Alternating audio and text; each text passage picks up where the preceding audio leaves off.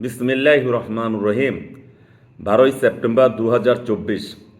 আজকে বাংলাদেশের বিভিন্ন সোশ্যাল মিডিয়াতে একটা অডিও ফাঁস হয়েছে। সেই অডিওটা কি, আওয়ামী লীগের সভানেত্রী শেখ হাসিনা ওয়াজেদ তিনি টেলিফোনে কথা বলছেন তার দলের কোনো এক নেতার সাথে।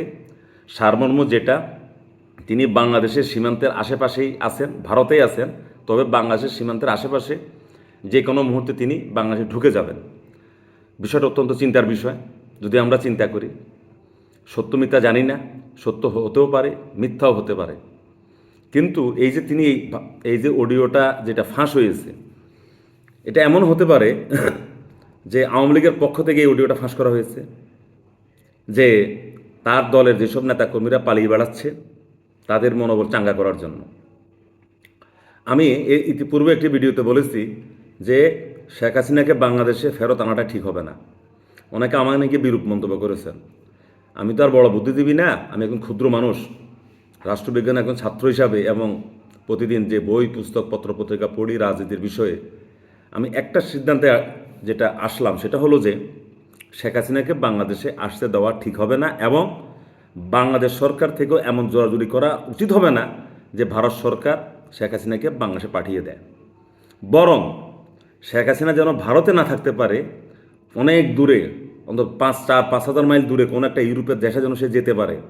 বাংলাদেশের বর্তমান তত্ত্বাবধায়ক সরকারের উচিত হবে সেই কাজটি করা। আমরা মুখে যাই বলি, অ্যাডভোকেট উকিল সাহেবরা কোর্টের বারান্দায় যায় বলে যে তাকে এনে কাঠগড়া দাঁড় করানো হবে, এগুলো হলো বাদকে বাদ। যতটুকু বলছেন এতটুকু সুন্দর শোনা যায়, কারণ শেখ হাসিনার একটা নিজস্ব ভোট ব্যাংক আছে, তার নেতাকর্মী আছে। হ্যাঁ, অনেকে বলবেন তাহলে 5ই আগস্ট তারা কোথায় ছিল? আওয়ামী লীগ এরকমই, হঠাৎ করে পালিয়ে যাবে, হঠাৎ করে তারা ভেসে উঠবে। আপনি গুন্ডামি পান্ডামি করে আওয়ামী লীগের সাথে কেউ কোনোদিন কুলাবে না। আওয়ামী লীগ মানে পিটাপিটি, আওয়ামী লীগ মানে মারামারি, আমরা ছোটোবেলা থেকে দেখে আসছি। যদি শেখ হাসিনা বাংলাদেশে আসে, প্রতিদিন বাংলাদেশে সমস্যা হবে, প্রতিদিন মিছিল, মিটিং, ভাঙচুর, হরতাল, অবরোধ, যেটা একটা অন্তর্বর্তী সরকারের জন্য একটা একটা বিরক্তির কারণ হয়ে দাঁড়াবে, একটা বিরক্তির কারণ হয়ে দাঁড়াবে।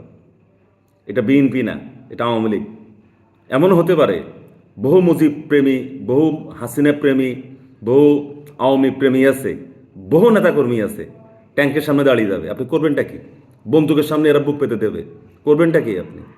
আমরা হয়তো বলি যে না, এরকম নাই, আর কেউ দাঁড়াবে না। আরে ভাই, আওয়ামী লীগ কী জিনিস? এটা গন্ডারের মতো। যারা আওয়ামী লীগের রাজনীতি নিয়ে পড়াশোনা করে তারা জানে এটা কী জিনিস। এখন আওয়ামী লীগের যেসব নেতাকর্মীরা পালিয়ে আছে, তারা 6 মাস 1 বছর পালিয়ে থাকুক। শেখ হাসিনা ভারতে আছে, তাকে ভারত থেকে অন্য দেশে যাওয়ার ব্যবস্থা করে দেওয়া উচিত। যখনই আপনি বন্দি বিনিময় চুক্তির কথা বলেন, যেভাবে বলেন তাকে দেশে আনবেন, তখন কিন্তু দেশে একটা অরাজক পরিস্থিতি সৃষ্টি হবে। কই থেকে আওয়ামী লীগ দাঁড়িয়ে যাবে, এমনও হতে পারে যে পুরনো কোনো নেতাকর্মী আসবে না, সব নতুন একটা ব্যাচ চলে আসছে, নতুন প্রজন্ম চলে আসছে। করবেনটা কি আপনি?